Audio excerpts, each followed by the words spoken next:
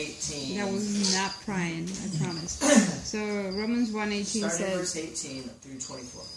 Through 24? Listen All right. to this one.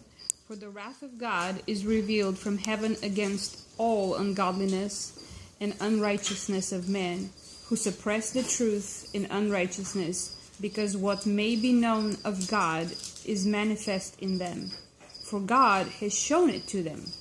For since the creation of the world, his invisible attributes are clearly seen, being understood by the things that are made, even his eternal power and Godhead, so that they are without excuse, because although they knew God, they did not glorify him as God, nor were thankful, but became futile in their thoughts, and their foolish hearts were darkened. Professing to be wise, they became fools, and changed the glory of the incorruptible God into an image made like corruptible man, and birds, and four-footed animals, and creeping things. Therefore God gave them over to the lust of their heart. Yeah. Just that little phrase. Therefore God also gave them up to uncleanness in the lust of their hearts, to dishonor their bodies among themselves. Yeah. So it's interesting. At the end of it all, they went away from God, and they went over into lust and just full blown sin. But what was the beginning of it all? They just turned away from God. Yeah, turn away from God. So verse 21, although they knew God, meaning they just said, like, through creation, through the earth, you can look at mountains and stars, and you can't really in your heart say, well, we just came from nothing. I mean, in order to do that, you have to suppress the truth. You have to actively convince yourself, no, there's no God. We just came from nothing. It's just all... which is silly, but they knew, and everyone knows that there is a God, and it says, for though they knew God, they did not honor him, glorify him as God, or give thanks. They were futile. Yeah, then they just became, their minds just kind of went astray. So I think that's the thing that God had put on my heart for tonight, is that it's giving of thanks. It's just taking the time of day and just really honoring him as God. You're the one who's done this. This is who you are. And then give thanks for everything that he's done for us. The moment we stop doing that, we just start slipping. Yeah, I was thinking about, in both of those passages, something was said about unrighteousness. And in the Bible, anytime that word's used, it has to do with how you treat the poor. And you go back through, you start to look at it, and anytime a nation or people, a person becomes so thankless and so corrupt in their thinking that we're self-made, they begin to suppress the poor. I mean, and this you just said self-made, like I'm a self-made exactly, man. right. I started my own business, and look at that poor person over there. They're not working. They're not trying hard enough. Yeah. It doesn't corrupt us. That's good.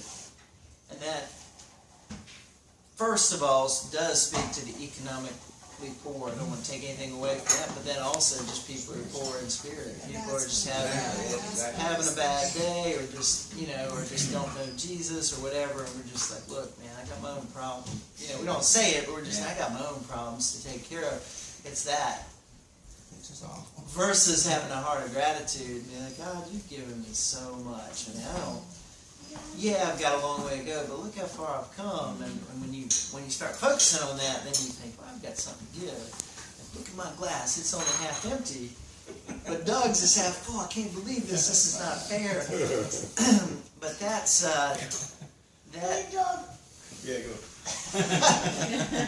That's just, it's just a struggle for me today, just not really getting into a place of thankfulness and prayer, and just so everything's just kind of critical and just judgmental. It's just not a fun place to be at all. So it's not good.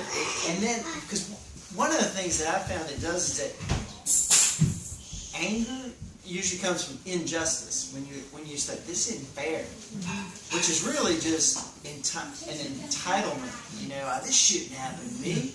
Be like, God, man, treat me that way, or like, I should have that. Why don't I have it?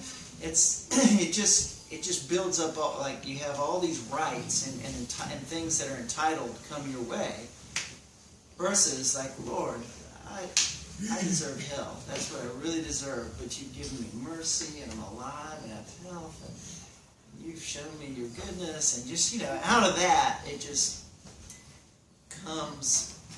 We can become who we are. It just empowers. Changes your perspective. Yeah, it empowers us to just walk in gratitude and walk in the Spirit. And so tonight we thought with that kind of the big we'll worship and then have an opportunity to even just say what we're thankful for.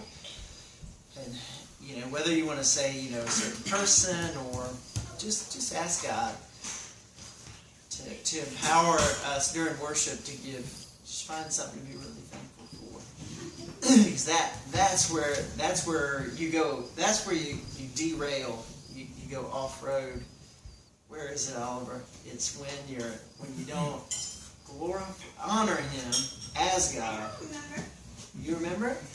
You give Him the time of day. You're like, you are God. That's who you are. You know, you start with that, believe that He is, and then start thanking Him for everything He's done. So when we get away from that, everything starts to go downhill really quick. Well, not even all that quickly, because the enemy is pretty sly. If every time we just slipped up a little bit, it just immediately we had a terrible day. We would, you know, like I did today. Correct fast.